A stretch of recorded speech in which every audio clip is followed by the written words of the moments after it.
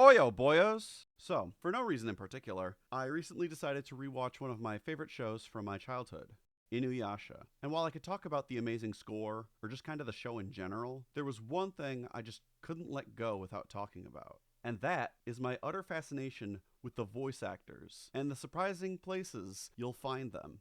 Let's start where it all began, going back nearly 15 years to... Keep in mind, I was obsessed with Ninjago, so you could imagine my surprise that not one, not two, but three whole-ass characters share voices in Inuyasha. From the very earliest episodes, too. I remember being in 8th grade with my mind being blown watching episode, I believe, 5, and already we hear Michael Dobson doing his Sensei Wu voice for Miyoga. Ow! No pizza for you! What I think is even funnier, because he also plays Naraku, who's totally not that voice at all. Ferris wheel! But seriously, then you get Jillian Michaels, Shippo, who's literally just young Lloyd. Ah! You just made me your nemesis! Mark my words! Child me was mind blown. It suddenly set in that voice actors play different characters. These were people behind this creation, who could do all sorts of things. And of course, we have to talk about the late, great Kirby Morrow. May he rest in peace. With his Cole voice being basically his Miroku voice. Same with his Teru Mikami voice too. It's even crazier because he uses this exact voice again in, of all things, Barbie and the Nutcracker. Why would I be bringing this up? Guess who they got to play the titular Barbie? That's right, Kelly Sheridan, voice of Sango. It just writes itself at this point. And speaking of whom, Kelly Sheridan was like the voice for Barbie for basically all the 2000s straight-to-DVD films. In fact, a lot of anime people were in those movies. The first that comes to mind, besides the aforementioned ones, and also the funniest to me anyway, is Alessandro Giuliana, voice of L from Death Note. And the best part is they make him sing. It's hysterical. Isn't she just amazing? Daring and bold and sure.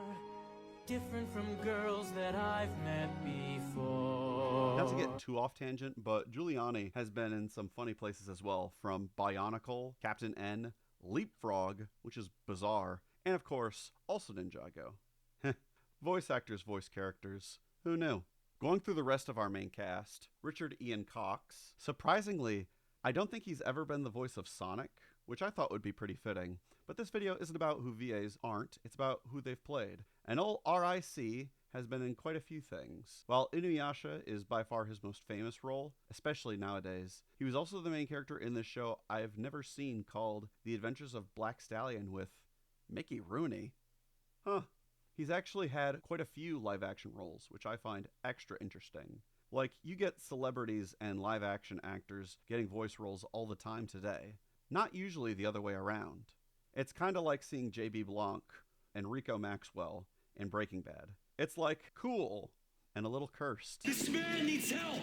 This man pays my salary. What I think is really interesting is Monica Story hasn't been in a lot of things. At least things I've seen. She's had other roles, sure, like in Gundam and the Ocean dub of DBZ, but not quite as many as you'd expect. Hell, she didn't even come back for the final act, though that was because some of the fans are just the worst.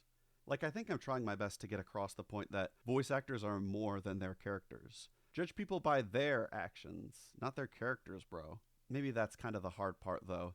Inuyasha is a show I find resonates most deeply with kids between the ages of 13 to, I'd say, like 17. And that's a very tumultuous age to confront, because the passion people feel, at least from my own experience, at that age is a bit unhinged. I think, though, the voice actor that made me put this whole video together is Matt Hill. He plays Bonkotsu. He holds this sword that's far bigger than his body. And you know what makes it perfect? Do you know who else Matt Hill plays? I am cool like a cabbage, guys. Maybe that's where his hysterical strength comes from. So, what to make of all this? I don't know, man. I just think it's neat. I just wanted to talk about something I found funny while watching the show. I guess my only call to action would be, don't bully voice actors for their characters. Unless they really deserve it.